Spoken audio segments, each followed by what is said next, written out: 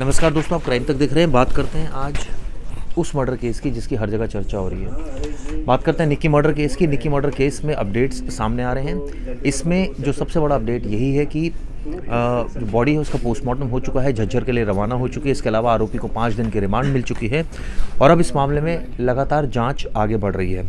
अभी तक ये बात सामने आई कि दरअसल ये जो लड़का था साहिल, उसी ने इसकी हत्या की और इसके पीछे वजह भी साफ़ है कि वो शादी के लिए दबाव डाल रही थी और तमाम तरीके के ताने मारे जा रहे थे, जिस वजह से वो परेशान हो गया और उसने इस हत्याकांड को अंजाम दिया। तंसीम हैदर भाई हमारे साथ मौजूद हैं। तंसीम साहब, ये काफ़ी ग्रूसम केस, वही वैसे ही श्रद्धा से जुड़ा अगर देखें, फ्रिज में डेड बॉडी मिलती है, क्राइम ब्रांच तक एक केस कैसे पहुंचा और उसके बाद आगे जांच किस तरह से आरोपी पकड़ा गया? देखिए, निक्की यादव का जो परिवार है वो झज्जर में रहता है। खेड़ी गांव है, एक जगह गांव वहाँ पे। ये फैमिली पहले नजफगढ़ में ही रहा करती थी, लेकिन उनके पिता का अपना वर्कशॉप वगैरह है, चलाते हैं। तो इनकी जो दादा दादी वगैरह हैं मृतका के, वो गांव में रहते थे, लिहाजा फादर भी गांव में ही शिफ्ट हो गए कि हम माता पिता के साथ रहें। ये चूँकि अपनी मेडिकल की तैयारी कर रही थी, लिहाजा गलगोटिया में एडमिशन ले लिया था। उस तभी से उसकी मुलाकात साहिल से हुई थी। साथ में रहते थे ग्रेटर नोएडा में शुरुआत में।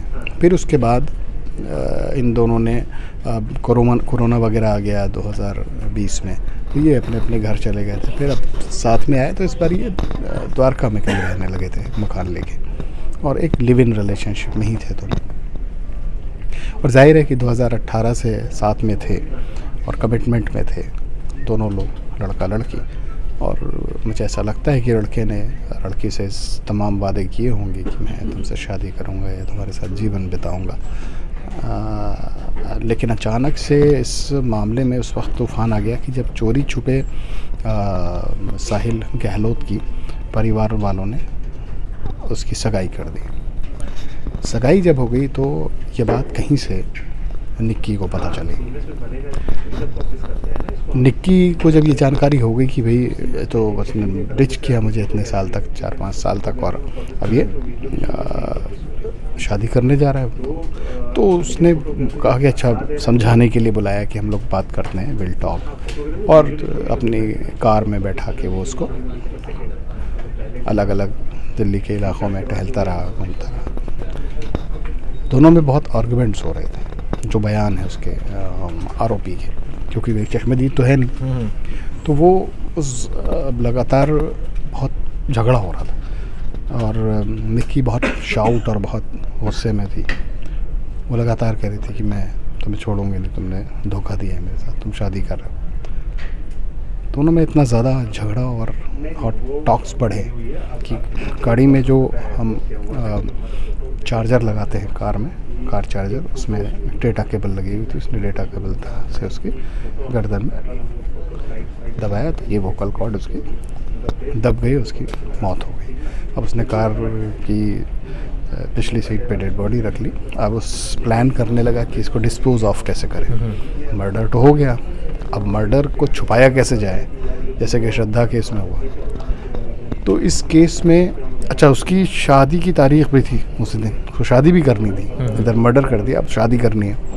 तो उसने, मेरा जो एनालिसिस है वो ये है कि जो एक्यूज़ ने पहले यही सोचा कि लाश को इधर उधर फेंक देंगे तो पकड़ा जाएंगे, इसको प्रिजर्व कर लेते हैं, उसके बाद जैसे मौका लगेगा हम ठिकाने लगा देंगे। उसने प्रिजर्व करने की ही नीयत से फ्रिज में लाश रख दी, चूँकि फ्रिज में लाश ख़राब नहीं होगी। पुलिस को जो फ्रिज में लाश मिली वो उसमें जो ट्रेस थे वो निकाले गए थे। डेड बॉडी को बैठी हुई मुद्रा में रखा गया था, जैसे कि चीज़ किसी लड़के को बैठा दिया गया उसमें, और उसका फ्रिज लॉक कर दिया गया था। अब आपके सवाल पे मैं आता हूँ कि पुलिस को, क्राइम ब्रांच को कैसे खबर लगी। इसमें जब ये 8 तारीख से इसका संपर्क घर वालों से टूट गया, चूँकि ये अक्सर घर परिजनों से रोज़ बात किया करती थी, वीडियो कॉल किया करती थी, तो जब ये संपर्क ख़त्म हुआ तो घर वाले इसके परेशान हुए। तो घर वालों ने कोशिश की कि बात किया जाए। जैसे घर वाले ये तो जानते थे कि इसकी दोस्ती है साहिल के साथ, तो उसने साहिल को भी फ़ोन किया इनके फादर ने, लेकिन साहिल ने उनको गुमराह कर दिया। उसके बाद साहिल के पिता से भी बात की, बल्कि निक्की के फादर ने, उन्होंने भी उसको गोलमोल जवाब दिया। फिर बड़ी ही सीक्रेट तरीके से ये बात दिल्ली पुलिस तक पहुंचाई गई, शिकायत की गई। अब दिल्ली पुलिस के पास शिकायत आई, चूँकि मामला बेहद संगीन था। अच्छा, ऐसा जगह से जुड़ा हुआ था कि जो बड़ी जहाँ पे बहुत ज़्यादा क्राइम होते हैं। आप मित्राओं का आप गए होंगे, आउटस्कर्ट दिल्ली। अब मित्राओं बहुत क्रिमिनल एक्टिविटीज़ के लिए मशहूर भी है। मित्राओं, ढिचाऊ कला, नजफगढ़, ये सारे एरियाज, बवाना, ये तो क्रिमिनल्स के बहुत सारे नरेला। तो पुलिस ने क्राइम ब्रांच में इसमें जांच शुरू की।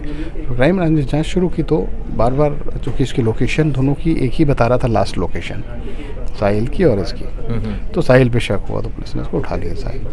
अब जब पुलिस ने उसको डिटेन किया और पूछताछ शुरू की तो जाहिर है कि जब पुलिस के सामने तो आदमी कितनी देर तक नहीं बोलेगा। फिर वो जब सख्ती से पूछताछ की गई तो उसने सारी कहानी बयान कर दी।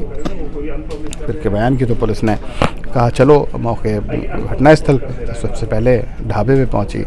फ्रिज, आप देखेंगे फ्रिज में एक छोटी सी चाबी होती है जो फ्रिज लॉक हो जाता है। जब चाबी खोली तो फ्रिज में लाश निकली। पुलिस ने पंचनामा वगैरह किया, लड़के को अरेस्ट कर लिया, कार बरामद कर ली। जिस कार में मर्डर हुआ था, गोवा नंबर की कार बताई जा रही, वाइट कलर की, शायद वरना है।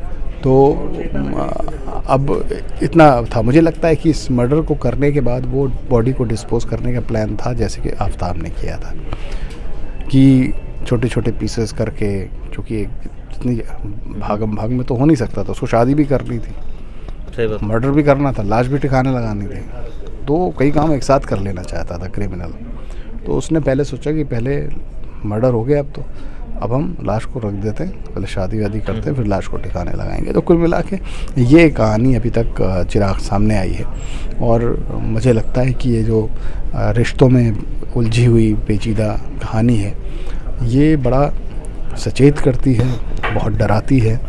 आज के, जिस पे हम कई बार आपके साथ चर्चा कर चुके हैं, इन रिश्तों को लेके, लिव इन के रिश्तों को लेके, नए नए उम्र के लड़के लड़कियों के को लेके, जो डेटिंग ऐप्स है उनमें एक शॉर्ट टर्म जो नोटिस पे दोस्तियां होती हैं, साथ में लोग रहने लगते हैं, मिलने लगते हैं, एक दूसरे पे बहुत जल्दी विश्वास करने लगते हैं। तो ये चीज़ें आगाह करती हैं ऐसे ख़तरों से।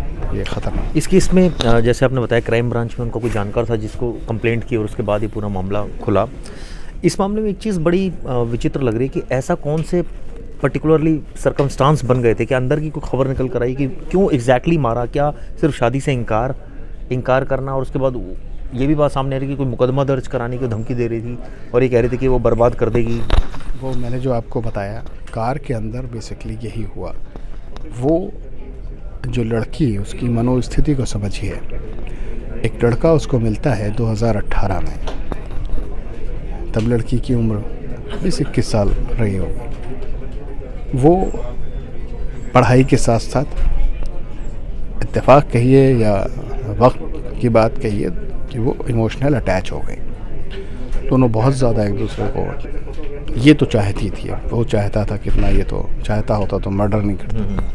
तो लड़की लगातार उससे अटैच होती जा रही थी, लिव इन में रहने लगे थे।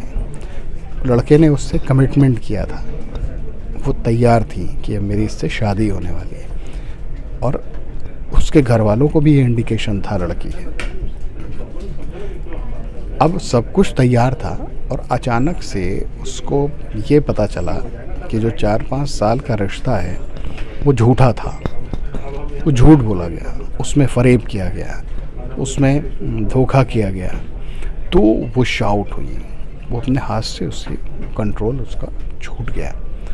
और जब उसने ये देखा कि अरे ये होता चलो शादी तय हो रही है, कहीं हो ना जाए, एक अचानक से पहाड़ टूट के गिरना, तो उसको लगा रहे तो सगाई भी होगी, इसकी तो शादी हो रही है कल। तो उसमें उसने बहुत झगड़े किए, उस झगड़े में उसने बहुत सारी बातें बोली।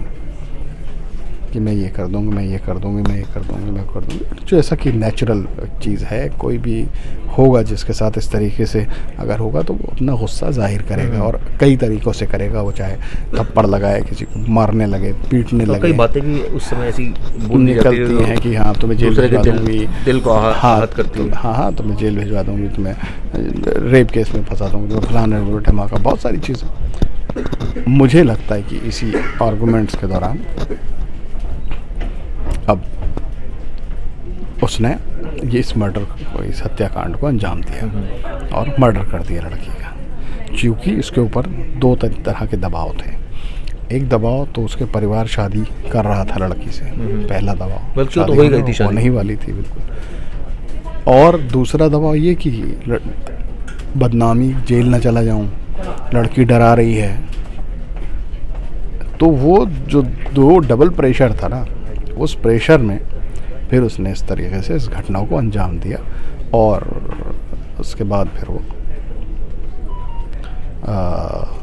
अपना शादी कर ली जाके उससे। 4 दिन बाद इस पूरे मामले का पता चला और ये भी पता चला कि जो आरोपी है उसने फिर वही 30-40 किलोमीटर को गाड़ी को घुमाया जब डेड बॉडी साथ में थी। तो ये भी एक बड़ी विचित्र बात है, किसी ने टोका नहीं, पुलिस ने नहीं टोका। चिराग, ये तो जाहिर है कि हाँ पुलिस जगह जगह पे दावा करती है कि हम बैरिकेड लगा के तलाशी लेते हैं, जांच करते हैं, लेकिन अगर हो रही होती तो शायद रिकवरी हो जाती। देर हुई रिकवरी वो और बात है, लेकिन मेरा कहने का मतलब ये कि जो 20-30-40 किलोमीटर की बात की जा रही है मूवमेंट की कार की, मुझे लगता है कि वो बंदा सिर्फ यही सोच रहा हो कि अब करना क्या है। जो क्रिमिनल साइकोलॉजी है उसमें वो बंदा जो क्रिमिनल है जिसने मर्डर किया है वो ये प्लान कर रहा है कि अब मुझे करना क्या है। गाड़ी रोक नहीं सकता, घर ले नहीं जा सकता लाश समेत, कहाँ जाएगा? अब तो लाश है ना, वो लड़की तो है नहीं जिंदा। तो वो यही सोच के घूमता रहा कि अब क्या करना है। और कहीं रुक भी नहीं सकता, पेट्रोल लगवाने तक नहीं रुक सकता, कहीं नहीं रुक सकता क्योंकि आपके पास डेड बॉडी रखी हुई है। तो उसका अचानक ख्याल में आया होगा मेरा एक ढाबा है जहाँ एक फ्रिज है जहाँ हम इस्तेमाल किया जाता है। हाँ, फिर उसको जाहिर सी बात है, उसने अभी हाल ही में श्रद्धा केस हुआ तो लोग हर पूरी देश की ज़ुबान में लोग जानते हैं श्रद्धा मर्डर केस। फ्रिज में रख दिया, काट दिया, मार दिया, चॉप कर दिया, फेंक दिया, ऐसे कर। तो उसके भी दिमाग में था। तो इतना तो क्रिमिनल जो माइंड है लोग, उनकी जहन में होता है कि प्रिजर्व कर लो और प्रिजर्व करने के बाद डिस्पोज ऑफ कर दो इसको। तो इस वाले मामले में अभी श्रद्धा के बाद मयूर विहार में भी एक मामला आया था, उसमें भी फ्रिज में रखी गई थी डेड बॉडी, बाद में सर बरामद हुआ, जिस्म के अलग टुकड़े बरामद हुए थे विनोद नगर से। तो वो भी ऐसा ही मामला था, मार के फ्रिज में रखा, फिर जगह जगह फेंकते रहे। इसमें भी यही उसकी समझ में आया कि अब ऐसा करते हैं कि भाई करीब जब 15-20 आधे घंटे वो घूमता रहा तब यही सोचता रहा। तो फिर उसकी समझ में आया कि पहले इसको कहीं रख देते हैं। अब उसको रखने की जगह, वो कोई खिलौना तो है नहीं, सही बात है, वो एक लाश है, अब उसको रखना कहाँ है? तो उसने फ्रिज में रख दिया कि भाई अब इसको पहले संभाल लें, उसके बाद फिर अगली कार्रवाई करेंगे। चलिए खैर, इस मामले में इन्वेस्टिगेशन भी आगे चल रही है और 5 दिन का पुलिस रिमांड है। तो उम्मीद ये की जानी चाहिए कि इस मामले में आगे कुछ और खुलासे होंगे, कुछ और चीज़ें पता चलेंगी। फ़िलहाल के लिए शुक्रिया। वीडियो कैसी लगी ज़रूर बताइए।